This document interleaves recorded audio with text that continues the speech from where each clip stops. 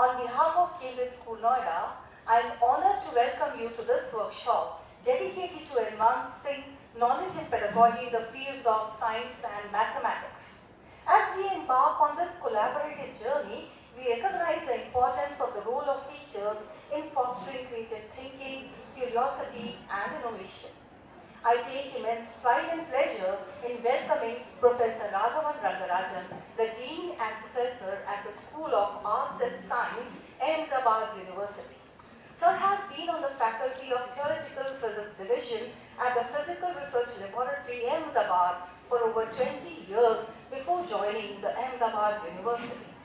His areas of research are cosmology and particle physics, as he works primarily on processes that occurred soon after the Big Bang in the very early universe. His research has been on topics such as dark matter, the matter-antimatter, asymmetry of the universe, and cosmic microwave background radiation.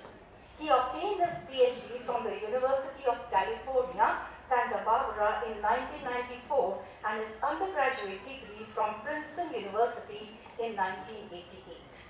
Professor Rangarajan has been actively involved in programs that bring together college students and academic researchers. He is an editor of the journal Physics Education of the Indian Association of Physics Teachers as well. We welcome you, sir. Thank you. So let us all engage actively, take valuable insights from sir, learn from one another, and strengthen the bonds of our academic community. So good morning to all of you, and I'm happy that I'm getting this chance to talk about something which is my passion, which is the study of cosmology, which is really about our universe. I won't say too much about our here. If one of you wants to ask me a question later on, you can do so. But let me just for now just say the study of the universe. So cosmology is the study of our universe today, what we see out in the night sky, the stars, the galaxies, clusters and superclusters, and understanding the past history and the possible future of the universe. Now, in some sense, cosmology or astrophysics, which is related, is a very, very old science, because for centuries humankind has been looking up at the night sky and asking questions about it. They saw planets in the sky, or they saw objects in the sky that were moving. They saw stars, bright shining objects that were moving a little less. They asked questions like, how old is this universe? Has it existed forever? Or did it have a beginning? And is it going to have an end? What governs the motion of the stars? Because people were noticing that on different days the stars had different locations. This curiosity led to the development of science, in particular astronomy and mathematics, in all societies. It happened in India, it happened in China, it happened in the Middle East, it happened in different parts of the world, where people tried to make sense of the night sky, of the celestial bodies that were moving around. But I often like to say that astronomy is actually an applied science. We think of it today as a basic science, but it was started as an applied science. Why? The understanding of the motion of stars and planets helped in two major ways. One was in creating a calendar. Ancient societies were agrarian. They needed to know when to till the land, when to sow the seed. Now, they would realize, okay, if that star has come up on the night sky in that location, it means the monsoon is going to be coming to my area in another 30 days, and now is the time to till the land. It means that in another 2 weeks, the Nile is going to flood, and I need to now do something about planting the seed. So it was essential for that agrarian society in terms of figuring out how to plan its activities. The second was navigation. Since ancient times, people have been going from one part of the world to the other. From the region of the Indus Valley civilization, people have been moving to the Mesopotamian region, which is in Iraq, because we see things there in which which indicate that they came from this part of the world. And we see things in this part of the world from the Indus Valley excavations that indicate that they came from Mesopotamia. Now, how did people go from one place to another? They went by boat, they went on camels across deserts. What did they have? There was no Google Maps, right? So they had to figure their way by looking at the stars. So it was important for anyone who was a traveler to have a basic understanding of astronomy to get from point A to point B. But that is how also ideas spread. That is why that someone who came from, let's say, India and had an understanding of the motion of stars and planets as discovered by people in India would move to the Mesopotamian region, talk to people in Iraq there, and they would say, oh, you know, we've also figured certain things out. There would be an exchange of ideas. And that is why ideas of astronomy sometimes are very common. Names of constellations, etc. Grouping of stars as this constellation or that constellation is common across parts of the world that are very far away from each other. And it's because the people who knew astronomy were actually doing the traveling. Maybe not doing all the calculations, but they had some understanding of astronomy. So that is why it was extremely important. And I'll just give you a few names from Indian history. People, Aryabhatta was a very famous astronomer. You have Brahmagupta, Varahamihira, Bhaskara, etc. They were earlier on. Then in the 14th to 17th century, we had a very famous school of mathematics and astronomy called the Kerala School, where a lot of interesting discoveries were made. We were influenced by Greek astronomy. We influenced Chinese astronomy. It was all, people were talking to each other. And I think there's this treatise in Sanskrit, which is Roman astronomy from ancient times. Because people had been talking, it was from the Byzantine Empire. People were talking to people over there and someone had transcribed what they had learned. So there was a constant exchange of ideas. There were developments in India and in other parts of the world. Now this is a bit on the ancient and medieval period. The next big sort of set of discoveries come in the world of astronomy, in the field of astronomy, somewhere around the 17th century, when Galileo starts using the telescope to look at celestial bodies. Galileo did not invent the telescope, but he used it. And he begins to notice that if you look at the motion of all the stars, etc., like a few others, notice that it makes more sense to put the sun in the center and have the other planets going around them. You know, you think of science and you think of society and you sometimes think of them as being different. You think of science and religion, you think of them as being very different. Philosophy, they're being different, but they're not. They're all about human understanding of the world around us. And when Galileo makes this statement that the earth is not important, it's the sun which is at the center of the solar system, it has huge implications for religion and philosophy. Think of all the religions that are there on this planet. They're all earth-centric. The prophets came, the avatars came, they all came to this planet. Now, if we are not so important, then what does it say about the relevance of these, religion-linked people or figures? And so it creates a lot of turmoil in the hearts and minds of people, and that, you know the story of how Galileo gets persecuted for his views. In fact, Galileo went, you could have even said, okay, Earth is not the center, Sun is the center, but at least we have a moon. And Mr. Galileo goes and finds moons around Jupiter, not just one, but 4. So that's the first time what is later now known as the cosmological principle, which is that there's no special place in this universe. And certainly the Earth is not special. Right? So it had profound effects on the philosophy and philosophies across societies. The next, a little bit after Galileo, the next person who makes a very important contribution is Kepler. So up to that point, people had been documenting how things move, planets move. They could make predictions. Kepler gives a set of laws, the laws of planetary motion, using the data that Tycho Brahe had collected. And now you have something which is different, which is he's saying that this is the rule for how things move, and now you can apply it to different planets. And so that was important. And then the next big influence in astronomy comes with Newton's law of gravitation, again in the 17th century. Newton looked at the motion of things on this planet. If I drop this, how it will fall on the ground, and you can calculate with what speed, etc. it comes.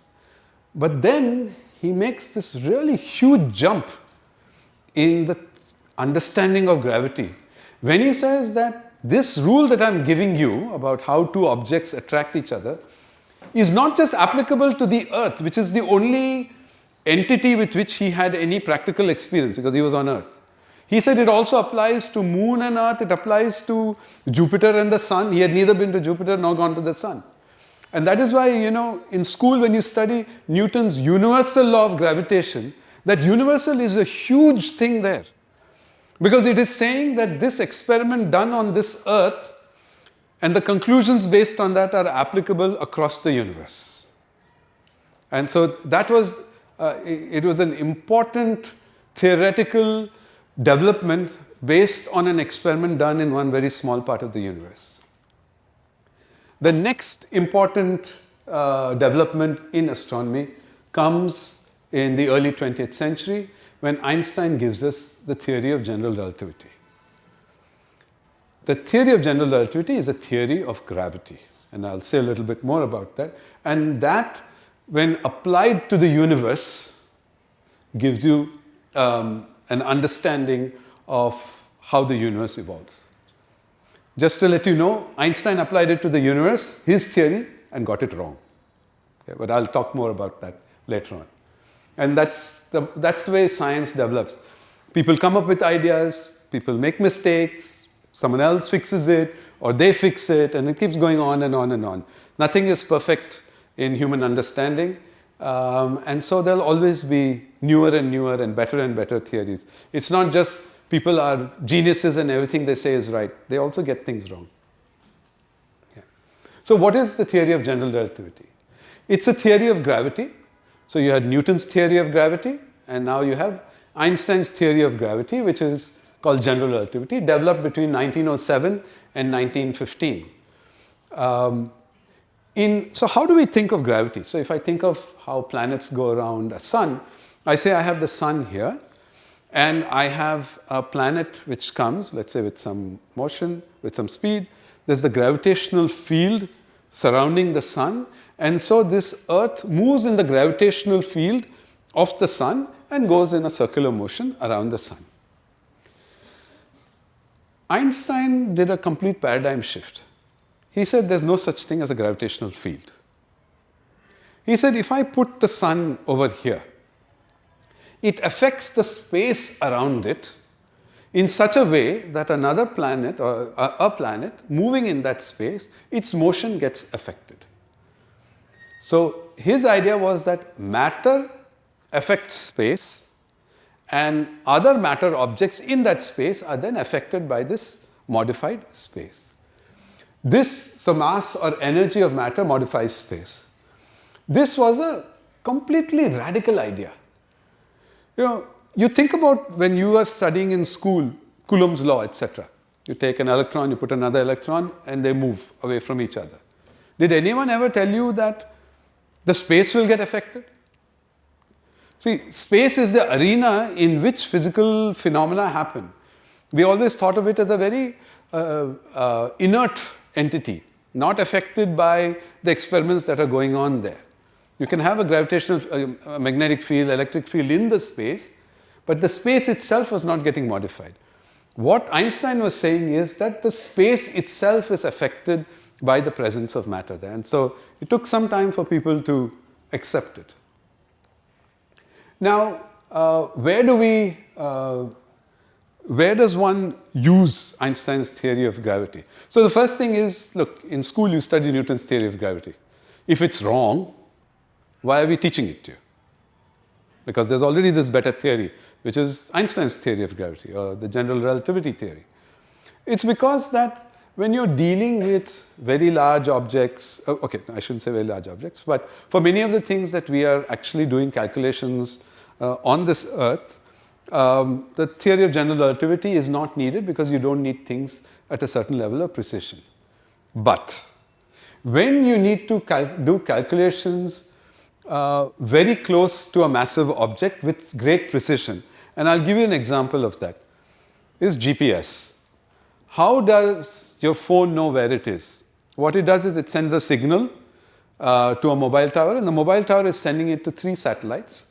And through a process called trilateration, it figures out the position of your phone. Now, what is happening? You have an electromagnetic signal going from your phone to a mobile tower, from the mobile tower to the satellites. If you do not invoke the special theory of relativity and the general theory of relativity and its effect on the electromagnetic radiation, the calculation of your position will be wrong.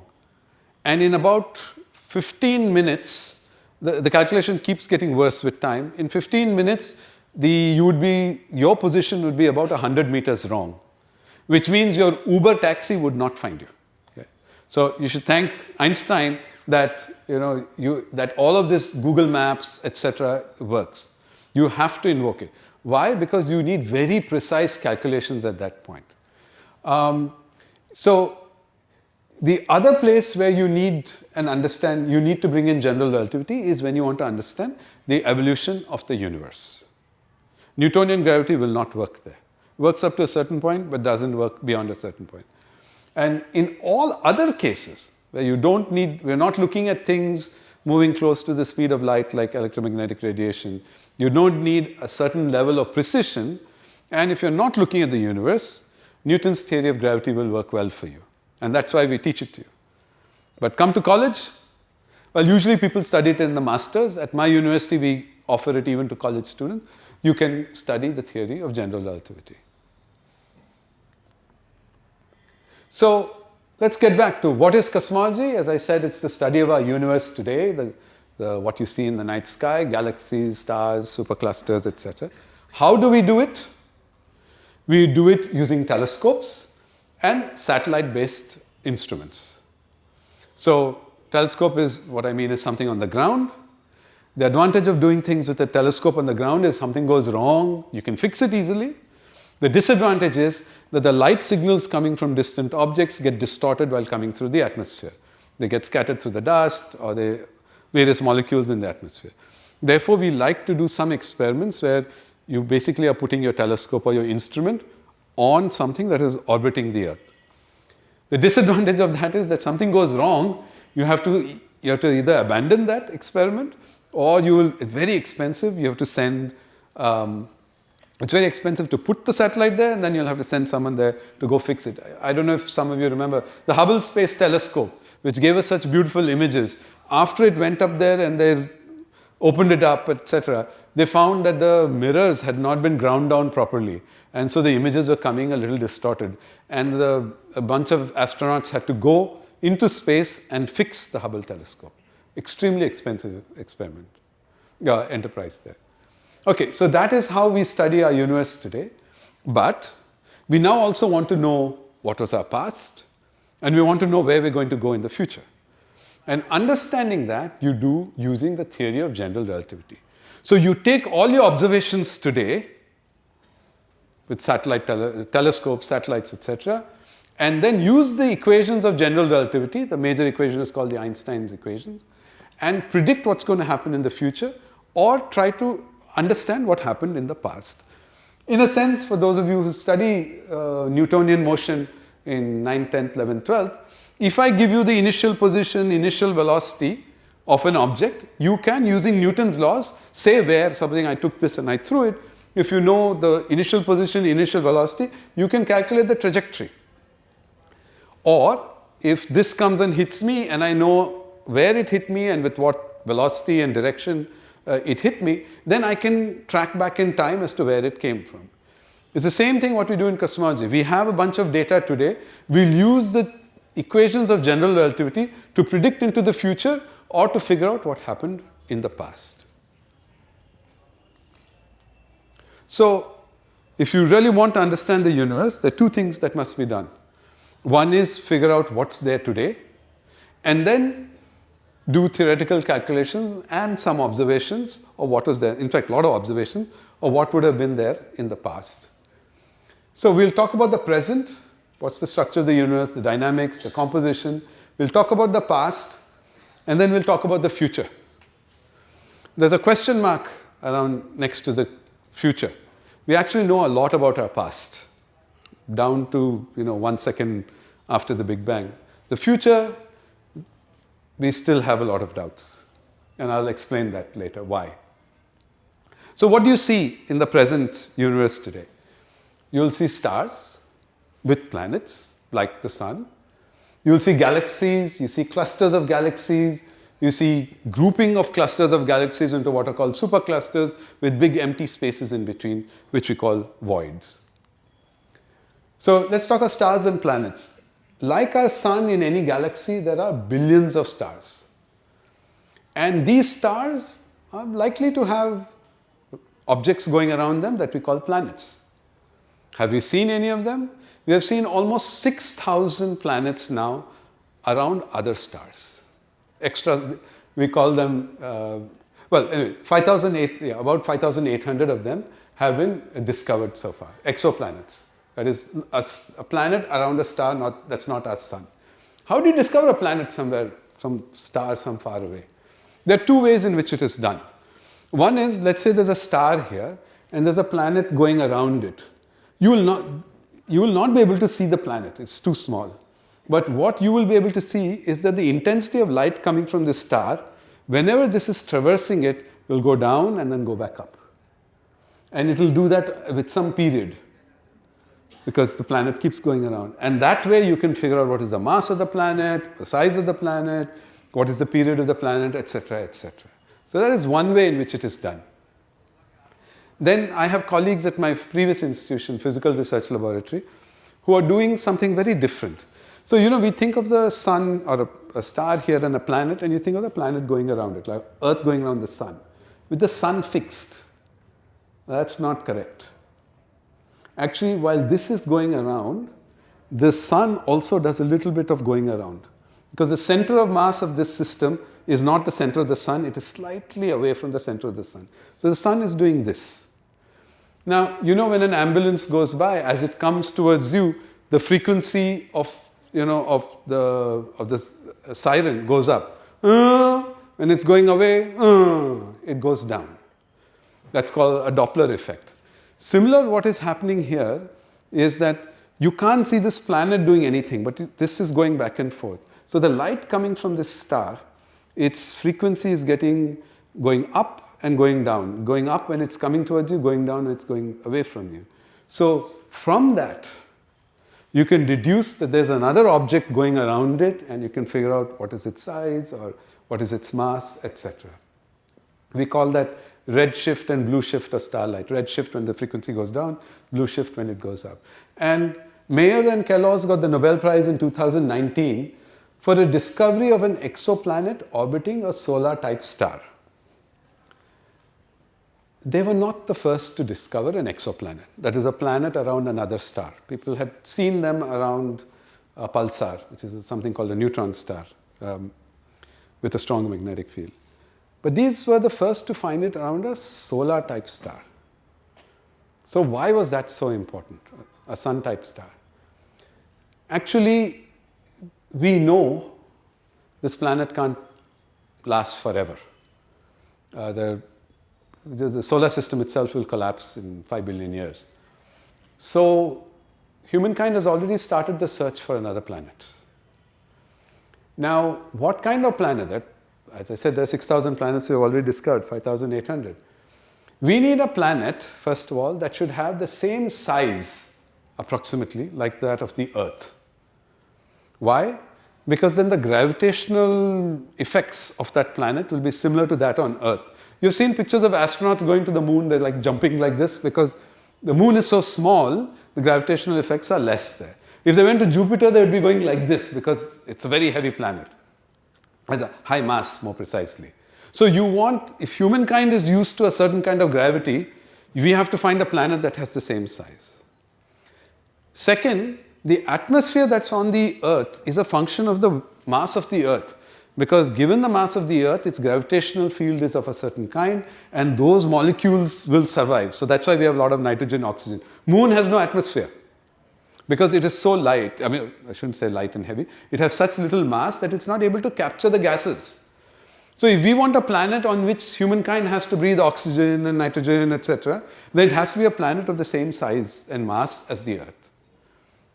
3, we are used to certain temperature variations, which are a function of how far we are from the sun. So if you have a planet which is like the Earth but very far from that star, that also won't work for us. We'll freeze there. Or if it's too close, we'll melt.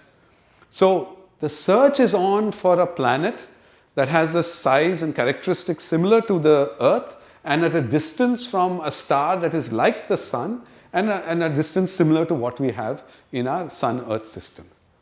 These people were the first to find planets going around a star that was similar to our star, because there are stars that are very different. And that's why they got the Nobel Prize for it. Okay, so that is stars and planets. Stars are part of a group, of an entity which we call a galaxy, like the Milky Way. Now, stars come in all kinds of shapes and sizes. Galaxies come in all kinds of shapes and sizes. So you have spherical galaxies, you'll have elliptical ones, spiral ones like this. You can see they're sort of like arms going around like this. Our Milky Way is also like that. And then you've just got irregular galaxies that have no particular shape. In fact, people talk of this as the twin of the Milky Way. If you could go outside the Milky Way and looked at it, it would look something like this, with some variation, because our center is slightly different. Now, if this was the Milky Way, where would we be?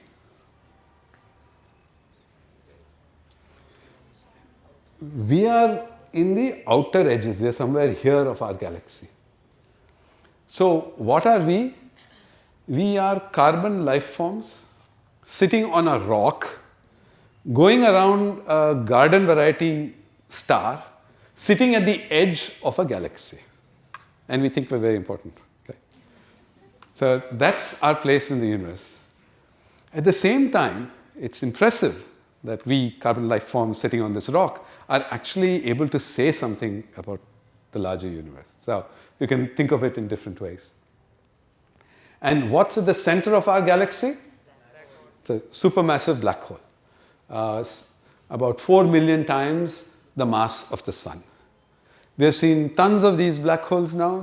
All the galaxies that we know seem to have, many of the galaxies that we know seem to have a black hole at the center. How it got formed is still being debated. So the 2020 Nobel Prize went to Penrose, who showed that black holes can exist theoretically. He was someone who collaborated with Hawking and many other people. And Genzel and Ghez got it for the actual detection of the black hole. Actually, you don't see the black hole. Black hole doesn't give out light, except for something called Hawking radiation, which you can't see from a massive black hole like this. But you see the stars and gas falling in. And you see that they're moving extremely fast. And from that, you can conclude that somewhere sitting in the middle is something that has the size of, that has the mass of 4 million 4 million suns, but in a space that's as small as the solar system. So that's a very concentrated collection of mass. Okay, that's another very nice galaxy called the Andromeda Galaxy. It is the nearest large galaxy to us. Very pretty. Please keep staring at it, because in 4 billion years it's going to come crashing into us. It's crashing into the Milky Way. Okay? Galaxies are grouped together in what we call clusters of galaxies. So all these yellow things that you see there, those are galaxies, and come together in a galaxy cluster. And then the clusters come together and form what we call superclusters, which are often in the form of filaments and what we call walls, with large empty spaces in between. So all of these are galaxies and supercluster and clusters of galaxies. You can see a lot of empty spaces. So the universe is fairly inhomogeneous on certain scales. It is homogeneous on much larger scales. So that is the structure of our present universe. Dynamics. Is the universe static? Is it like this? If you go back a few billion years, would it look like this? If you go forward a few billion years, would it continue to look like this? Einstein, when he first gave his theory of general relativity, he then applied it to the universe and he presumed that it was static, that the universe is not changing with time. I don't know what prompted that, but no one knew, so he said, okay, presume it is static. But soon after that, 1912, it was already, the result was already there, but Slipher saw that if you look at distant galaxies, they are all moving away from us. Distant galaxies are all moving away from us, which is kind of odd. You would think half should be coming towards you, half should be going away from you. They all seem to be going away. How do we know that? You see the light coming from the stars in the galaxies, all their frequencies are lower than what you would expect, which means it's moving away from you. Same Doppler shift that I talked about earlier. And then Hubble and Humason also measured the speed at which they were moving away from us and found that it was proportional to their distance from us. Now, this turned out to be an extremely important discovery. The Hubble telescope is, by the way, named after Edwin Hubble. See, let's do a small, look at a small example here. So supposing we are over here, let's say this is where we are, this is our galaxy, and we're observers over here. Now you have galaxies at a distance of, let's say 10 light years, 20 light years, 10, 20, 30 light years on either side of us. And they're all, Slipher is saying they're all moving away from you. But Hubble and Humason are saying, and that is what is called as Hubble's law, that they are moving at a speed proportional to their distance. So if this is moving out at, let's say, 10 kilometers per second, because this is at twice the distance, it will go at 20 kilometers per second. This will be 10 in this direction, 20 kilometers per second in this direction, 30 kilometers per second in that direction. Now let me think of an astronomer sitting here. What does she measure? She will measure that this is going away from her at 10 kilometers per second just by doing relative velocity calculation. Let's say she doesn't know Hubble's law. This will be moving away at 20 kilometers per second because this was 10 kilometers per second away from here, but this itself is moving at 10 kilometers per second away from this person, so this one is moving at 20 kilometers per second away. Similarly, on either side, this person will also feel that all galaxies are moving away from her. So Hubble's law actually implies that wherever you are in the universe, distant objects are moving away from you. And that is the statement that the universe is expanding. And which means it is not static. The picture of the universe from wherever you are in the universe is going to be changing with time, and not just on Earth, but wherever you are. And that's a consequence of this observation. The law is called Hubble's law. The theoretical underpinnings for that came from Lemaitre a little bit before Hubble's discovery. So Einstein admitted that he had made an error. Okay, now, people sometimes ask, okay, if everything is moving away from everything else, why are we not moving away from each other? Or let's say our solar system, the planets should all be moving out. You notice I kept saying that these are distant galaxies are moving away from each other, which in technical terms means that they are not part of what we call a gravitationally bound system. The solar system, the sun and the earth and the other planets are part of a gravitationally bound system. They're somewhat connected to each other. And then the local gravity is dominant over the universe's overall average gravity, and therefore the solar system stays somewhat stable. It will also mess up in time, but it stays somewhat stable. The expansion of the universe doesn't affect that motion or affect why you and I are not moving away from each other. But distant galaxies are so far away from each other that it is the effect of space-time or the effect of gravity on large scales that is dominant, and things will move away from each other. Now, one thing I want to emphasize here, things are not moving away from each other because of the intrinsic velocity. It's not like one star or galaxy got a kick and so it's moving away, and this one got a kick and it's moving away in that direction. Actually, it is the space that is expanding. The galaxies are embedded in space. They're sitting in space, and it is the space in between the two galaxies that are moving away from each other. It is not the velocity of the galaxy, it's the velocity of the space in between which is which is increasing, and therefore these are seen as moving away from each other. Remember, space is dynamic according to Einstein's theory of general relativity. You would not be able to explain this using Newtonian gravity. Now, general relativity, being a theory of physics, cannot just talk in terms of these things will happen. You have to quantify how things will move apart, etc. And so the equations underlying it are called Einstein's equations. And what they say is that the rate of expansion, the speed with which things move apart from each other, depends on the average mass or energy density within that space. So if you take a region of space, you take all the mass that is there, add it up, add all their energies, and see, kinetic energy, potential energy, mass energy, all forms of energy, and then whatever is that energy density divided by the volume, that determines how fast things move apart. It also depends on whether the matter is relativistic or non-relativistic, because that affects the expansion. So these are the things that one needs to know if one wants to understand the expansion of the universe. So it means that we now need to know, if we want to understand the dynamics of the universe, you have to know what is the universe made up of. So let's first talk of the composition. So you have, first of all, if you take a telescope or a radiometer, more precisely, which measures electromagnetic radiation in certain frequencies, pointed in any direction of the sky, pointed away from any star, because stars are putting out a lot of energy, you will pick up a buzz. There's electromagnetic radiation somewhere in the radio frequencies, far infrared, that is coming from all directions of the sky. So it's not from one source. And we refer to that as the cosmic microwave background radiation. And there's a temperature associated with it, which is extremely small, but we don't need to get into that. There is also something called the cosmic neutrino background. So neutrinos, some of you may have studied in school already. When you do nuclear reactions, electron neutrinos and antineutrinos come out. Well, there are actually three kinds of neutrinos: electron neutrino, muon neutrino, tau neutrino.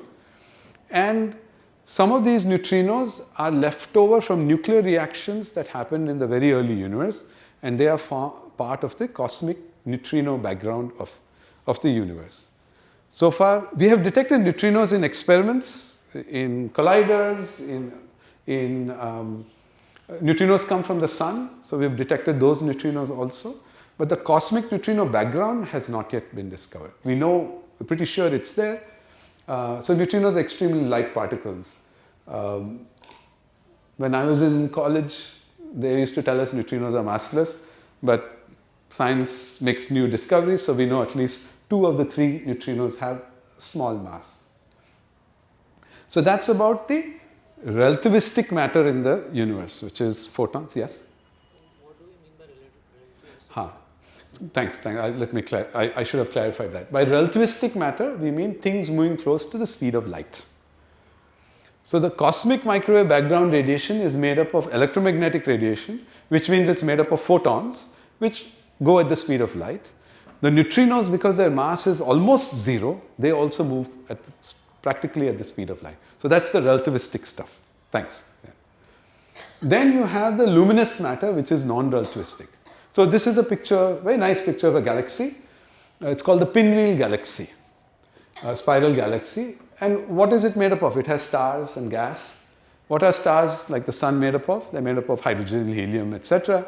Hydrogen, helium is made up of electrons, protons, neutrons. So that's what this is made up of, and these will interact and produce light. So they produce electromagnetic radiation, and so we can see it. So we call this the luminous matter. But then various experiments have shown us that we are actually seeing only 10% of the matter that is there in the galaxy. 90% of a galaxy is made up of matter that doesn't give out light. And so we refer to it as dark matter. Now, how can you see something? You see the sun because it's a source of light.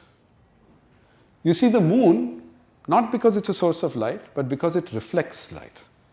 So both of these, the sun and the moon, interact with light in some way. Either there is a producer of light or electromagnetic radiation, or as a reflector. This dark matter doesn't interact with light at all, and that's why we can't see it. In fact, it has such low interactions with anything. If I put a detector here, the dark matter particles that are there in this room will just go right through it. But let me say a little bit more. I alluded in my earlier lectures to how dark matter, we know that there's dark matter, but let me share a little more details here. So this is not the way how dark matter was discovered, but how it was confirmed. You take this galaxy and you look at stars that are in the spiral arms, and you can measure the velocity with which they are going around through various observations. Now, high school physics, something going in a circle there must be a centripetal force acting towards the center. So mv squared upon r, the centripetal force, must equal the force acting towards the center. The only force in this problem is gravitational. So if I am a star sitting here, it is basically all the matter in here that is pulling me towards the center. Now, if you look at this, you can see that most of the mass is actually over here. So let me ignore masses that are somewhere over here because it's a small correction. And so for a star here, here, which are at different distances from the center of the galaxy, the gmm upon r squared, which is Newton's gravitational force, this capital M, which is the central mass, is fixed. Because even as you go further out, the mass within that circle doesn't change very much. So you do mv squared upon r is gmm upon r squared. And from that you can conclude that the velocity must be going like 1 by square root r. So if you look at a star here, then a star here, then a star here, then a star here, the velocity with which it's going around should be decreasing with distance. So this is what you expect. As you go away from the bulge of the galaxy, the velocity of this is on this side is velocity in kilometers per second. This is distance from the center of the galaxy, r. The speed should be going down like this. Instead, in galaxy after galaxy, we see something like this. I know in this plot it looks like it's slightly going up, but in most plots it will be somewhat flattish here. Which means as you're going further and further away, the velocity is not falling.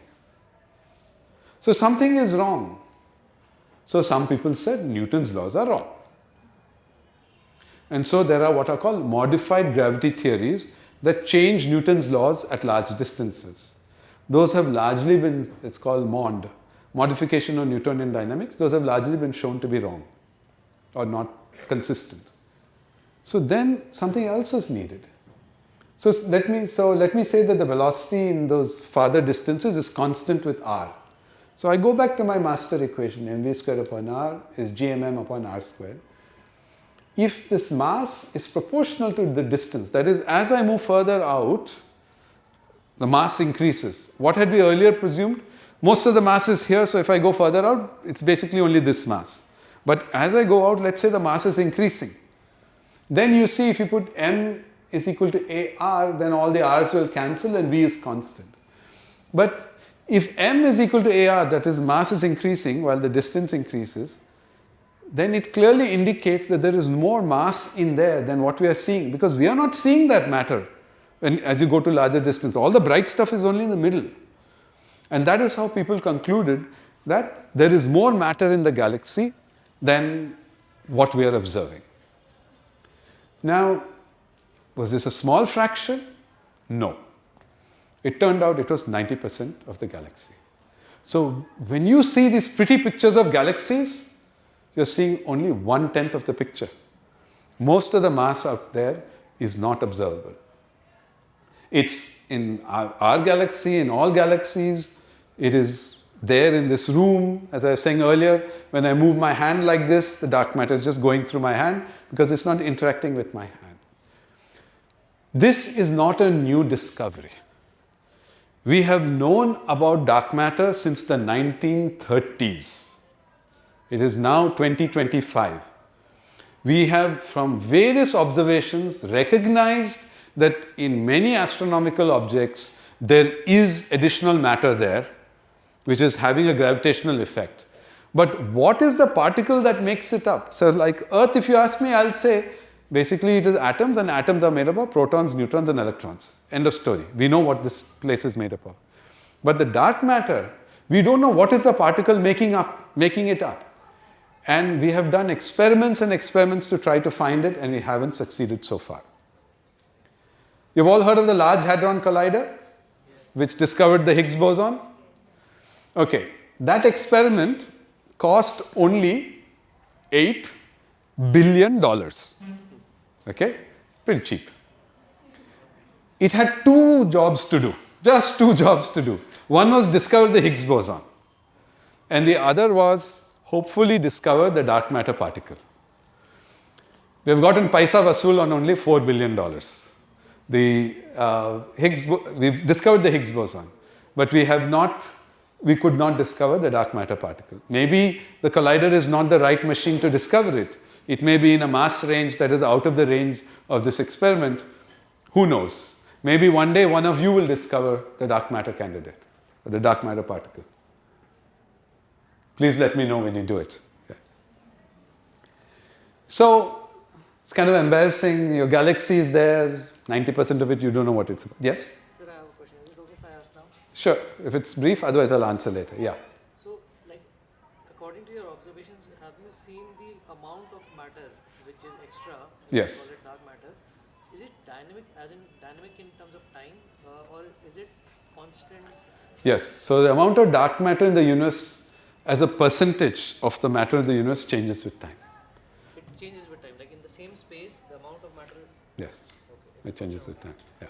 It's a function of time. So we don't say amount of matter, but it's energy density. Sometimes something else is dominant, then something else is dominant. Okay. And in fact, that leads me to the next point here. So when I was doing my PhD, we were told the universe is expanding. And all my textbooks said that the universe is slowing down while it expands. So it's an expanding universe, but a decelerating universe. The speed is decreasing with time. Exactly all the details are not known, but that's what we believed was happening. And then about 25 years ago, people discovered, based on looking at supernovae, that you know what, the universe expansion rate was decreasing for the first 9 billion years. We're about 14 billion years old, or 13.8 billion years old.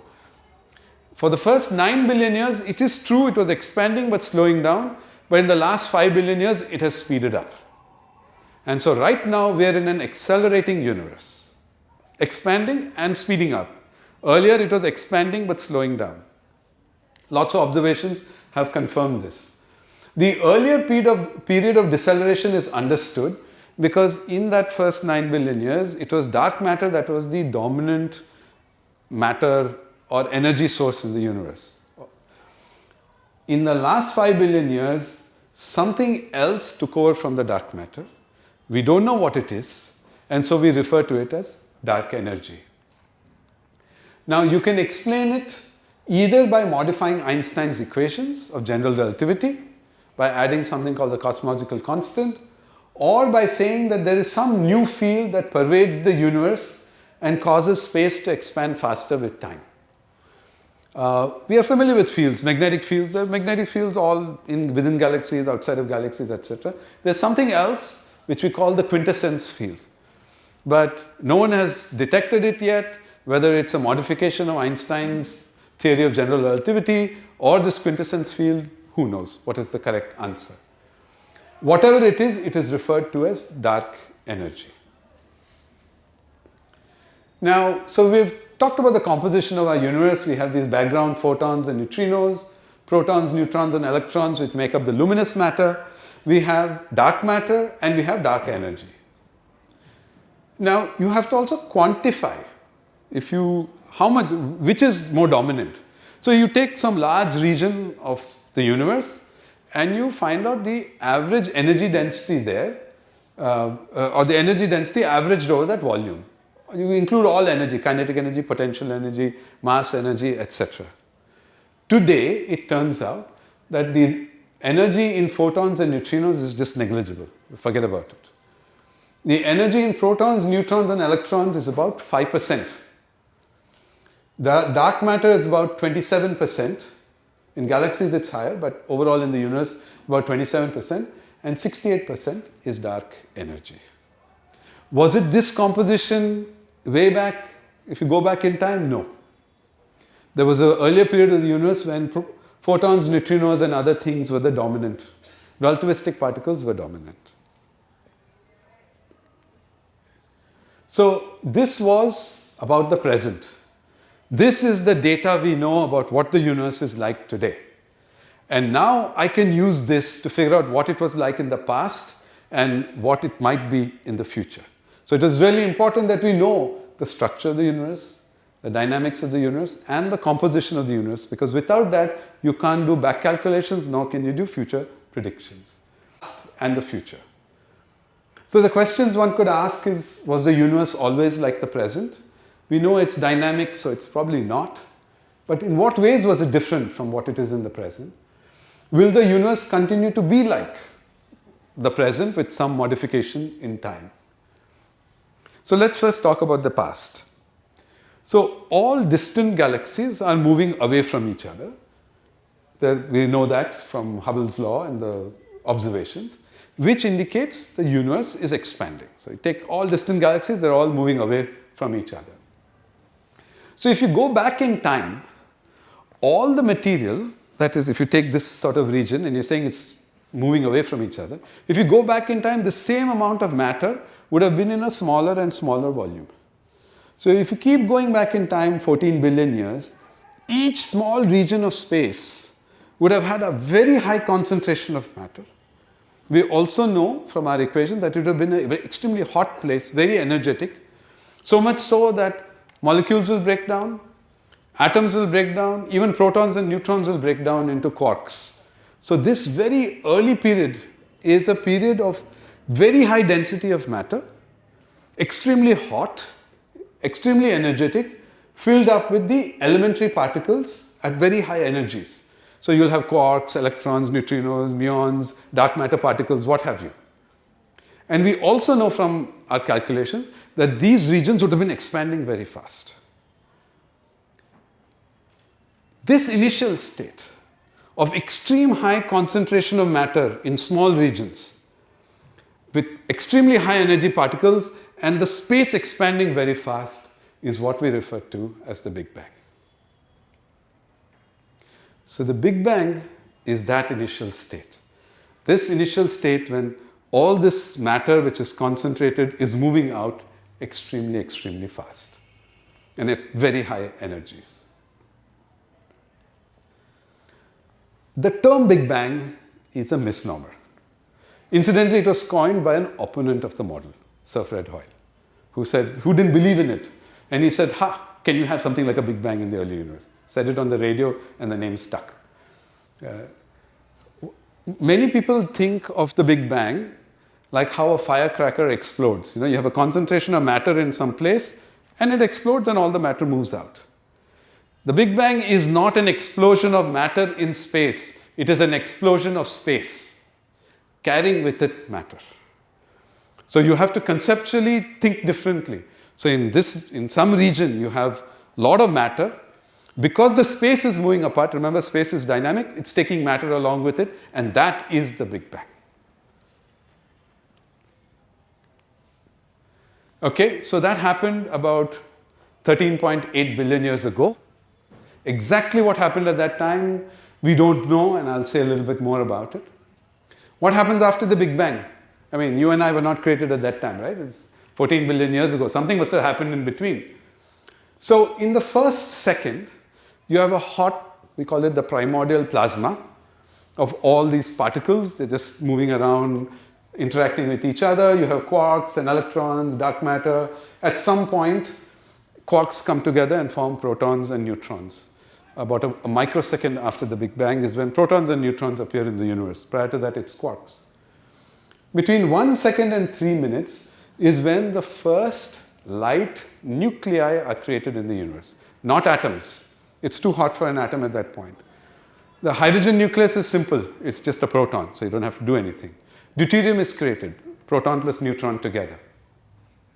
Helium helium-3 and helium-4 nuclei are created. Lithium is created. And that's it. Carbon, oxygen, nitrogen, nothing is created at that point. The environment in the universe is not conducive for that. This is called primordial nucleosynthesis. All the elements that make up you and me, carbon, oxygen, nitrogen, whatever it is, phosphorus, they are all created in stars much later in the history of the universe, in what is called stellar nucleosynthesis. At about 380,000 years or 400,000 years is when the first atoms form. The universe at that point has cooled to such an extent that a proton and an electron can come together and form a neutral hydrogen, and nothing else is there in the universe that will hit it and break it up. Prior to that, protons and electrons are coming together to form hydrogen atom, but something else of electromagnetic wave or a photon would hit it and break it up. When the typical energy of particles in the universe goes below the ionization energy of hydrogen atom, which is 13.6 electron volts, or in some unit, then you now start forming the first neutral atoms. 300 million years, the first stars form in what are called proto-galaxies. Galaxies are not there, but there are gaseous structures in which the first stars form. And 1 billion years is when the first galaxies form. Some of these ideas are going to change with the James Webb Space Telescope, because they're looking way back in time. So they're looking very far away. Far away in astronomy means earlier in time. Because if I see something far away, because light takes a finite time to reach me, the signal from that distant star actually is not from today. It's from several billion years ago. And what we are therefore seeing, the James Webb Telescope is looking at the earliest stars. And some of those observations are not quite matching our understanding of when big stars would form. But it's still early stages at this point. So the first galaxies appear around 1 billion years. 9 billion years is when the universe starts accelerating. All through this point, all through this, I can't see the light. Up till here, universe is expanding but decelerating, except for a brief period in the very early universe. After 9 billion years, the universe is expanding and accelerating. It so happens that the solar system also gets formed at that time, but it is a completely uncorrelated event. The solar system does its own stuff, the universe is doing something much bigger. And here we are today at 13.8 billion years after the Big Bang. Is this all theory? Is this all speculation? Is it just some observation plus long calculations? No. These have all been confirmed by observations. Two things can happen. Either you do calculations, make predictions, and then the experimentalists or the observers in astronomy go and make the measurements, or the astronomers observe something which looks really different from your theory, and then you have to go back and fix it in your theory. So, for example, when it came to primordial nucleosynthesis, there were calculations of how much hydrogen and helium, etc., there should be in the universe. And the observers went and did those measurements, and they found, yes, the universe is actually 75%, forget the dark matter, but it's 75% hydrogen, 25% helium. So the observation matched the calculation. It was a prediction. There was already a prediction that cosmic microwave background radiation will exist. Exactly, some details of it were not known, but that it would exist was known. And then some observers, it so happened, serendipitously discovered the cosmic microwave background radiation. The information that the universe is accelerating went the other way. The astronomers were looking at supernovae, and the data didn't fit the theory. So they had to tell the theorists that, hey, you got to change your theory. There was a Nobel Prize in 2019 for Peebles for many of the contributions he made in understanding, theoretical contributions he made in understanding the past of the universe and partly the future. So this much was the past. So what about the future? Is it going to keep expanding and accelerating? Is it going to accelerate for a while, stop accelerating? We don't know. And I'll tell you in a minute why we don't know. So there are different models. One is that the universe will keep expanding. There are others where the universe will expand. That means distant galaxies will move away from each other, then they'll start coming closer. Then they'll again start moving away and then come closer. Those are what we call cyclic universes. For now, let me forget about the cyclic universe models, but they're as good as any other model. Let us presume that the universe keeps expanding. Will it continue to accelerate? The observations today say for the last 5 billion years, it's been accelerating. Is it going to continue accelerating? Or will it at some point, because of the dark energy changing its nature, and maybe dark matter becomes dominant again, then will it start decelerating? In the context of the universe keeping on expanding, and let us say it also keeps accelerating, there are different ideas of what could happen. One is that distant galaxies move away from each other, but the galaxy retains its shape and form. And so the stars in there keep burning. At some point, the stars run out of fuel. There are nuclear reactions happening. At some point, those nuclear reactions will stop, and then the stars will just become cold, and these galaxies will stop giving out light. That will take about 100 trillion years. The universe is only 14 billion years, so it's a long time. The other is that the galaxies will move apart. Then the galaxies themselves will start breaking down, and the stars will move apart, the stars will break up, and you'll just have a cold, dilute gas filling up the universe in about 50 billion years. We don't need to worry because our solar system is gone in 5 billion years. Okay? So what's going to happen with our sun? It's going to enter something called a red giant phase. It will become huge.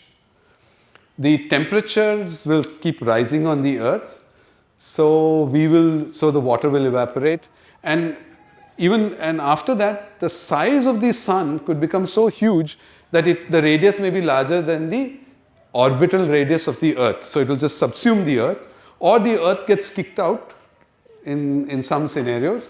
But in any case, life on Earth would have stopped because water would have all evaporated. That is 5 billion years from now. Right now, I'm worried that in the next 40, 50 years, what we're doing to the planet and whether humankind will be able to survive climate change. Now, so I'm coming to the end of my talk. What we know about the universe is we live in an expanding universe. That is seen, observed, measured, etc. We know that the initial condition was very dense, energetic, and it was a fast expanding state, and that's what we refer to as the Big Bang. We know today the universe is made up of stars, galaxies, clusters, and voids, which we call the structure of the universe. We know we have accelerated expansion today. However, we are unsure about the future. Remember, I put a question mark after the future. Why?